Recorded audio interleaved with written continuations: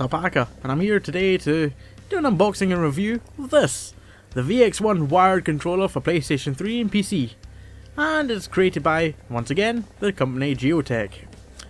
If we look at the side of the box, you'll see it says ergonomic triggers, dash directional pad, anti-slip grips, tactical finish and weighted grips, and PS3 compatible and PC compatible. It's kind of PC compatible, it has its little niggles, it's a bit temperamental at times. You can't just plug it in and play it. Sometimes you have to configure it a little, but it does work with PC, I can confirm that.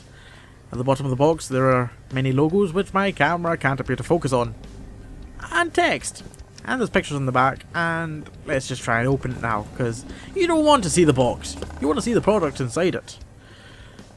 Having said that, you might not get to see the product inside it. I appear to be having some trouble. I might have to stop the video and do this off camera. Oh, nope, I've got it. That's good. Didn't want to stop the video. Don't want to jump cut. Much like the last controller I did from Gioteck, this one is a box within a box. This time it's blue, as is the rest of the box. Okay, now this should be like the other controller to open, so let's... Nope, not that side. I think it's... Yeah, just here, so let's just... There we go, there's the controller right there. Yeah, let's get this out and have a look at it. Nope, it's not for... Oh, no, it wants to go back in the box. Nope, no, you can't. The people want to see your controller. There's a leaflet in here.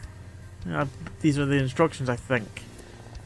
There's lots of writing and a picture, and it's upside down, but you can hold it the right way up if that suits your needs. I mean, obviously I've looked at it upside down because, well, I didn't mean to.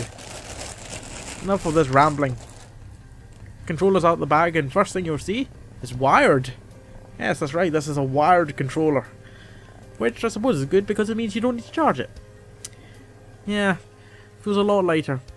Thumbsticks, not too bad. D-pad, reasonable. Doesn't feel as nice as I hoped. The X, the triangle and square buttons don't feel as nice as I was hoping for. They're very plasticky and hard. Thumbsticks, they move a bit too easily. The triggers are okay, actually. I'd prefer if they clicked a bit more, but I can live with them. They're not triggers, they're back buttons. The triggers, however, they're not really triggers. They are but buttons. They don't really trigger. Which is annoying because I quite like my racing games to have kind of a variable throttle. I don't like them to be on or off. Overall, I'd say this controller's not too bad. It's very light though, but it's not too light that it'll just fly out of my hands. A light breeze is not gonna blow it away in the wind. So thumbs up there for Gioteck, but it is considerably lighter. I would have preferred it to have a little bit more weight on it, but I should have mentioned this earlier. It's a budget controller, so it is made to a cost. So you can't expect everything that you would get from a more expensive controller. Having said that, for the cost that it is, which is I think between £10 and £15, unless the price has changed or I have just got that completely wrong, it's not too bad priced actually. I bought a controller in the past from Game itself. It was a Game branded controller. It cost me £10 and it was a lot worse than this, to say the least. It was heavier, that was a good thing, but it didn't feel nice. This doesn't feel too bad. Admittedly, like I said, I wish the triggers were actually triggers and not just buttons, but I can live with that if I wasn't playing racing games. Overall, I'd say the controller's pretty good for its price. However, I would say that if you've got enough money, buy the more expensive SC1. It's not that much more expensive, but it is more expensive. I think maybe £5–10 more expensive than this. Maybe 15 depending on which retailer you go to. But it is a much better controller. Admittedly, this one does not scissor your fingers or chop them off in any way. if you didn't see my last tutorial, the triggers were quite rough on my fingers on the other controller. This one, not so the case, but then again, they're not really triggers.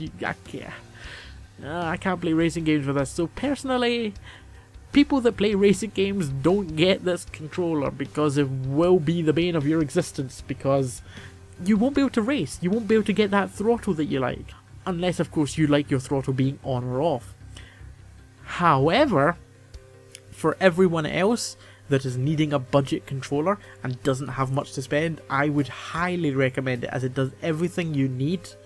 Compared to an official Dualshock controller for PlayStation 3, I'd say it's not as good, but on the other hand, taking into account the price of the controllers, I'd say it's actually rating about the same out of 10, just purely because it's a lot cheaper.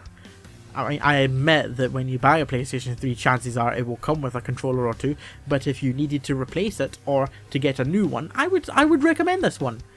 But if you did have the extra money, I would say get the SC1 controller, not this. There is a wireless variant of this controller available. Good thing about that is that you won't have people running around tripping over the cable. You can walk around your room freely and still control your PlayStation. But it does mean that you will have to charge it in some way. I don't know how the wireless one actually charges, whether it's via rechargeable batteries or a cable that you plug in to charge it. The cabled one, obviously, you don't ever need to charge. So, conclusion, I'd say, yeah, it's a solid controller for what it is. Very good price. I'm going to put links in the description to Gioteck's website, Twitter, and also I'll put a link to Amazon or Game. You can actually buy it in Tesco as well, in store. It's quite something to bear in mind if you ever go into Tesco and you need a controller. Go for this one if you don't have enough money for anything else. I hope this unboxing and review has been informative and helpful to you. Thanks for watching. I will be doing a giveaway of this controller sometime in the near future.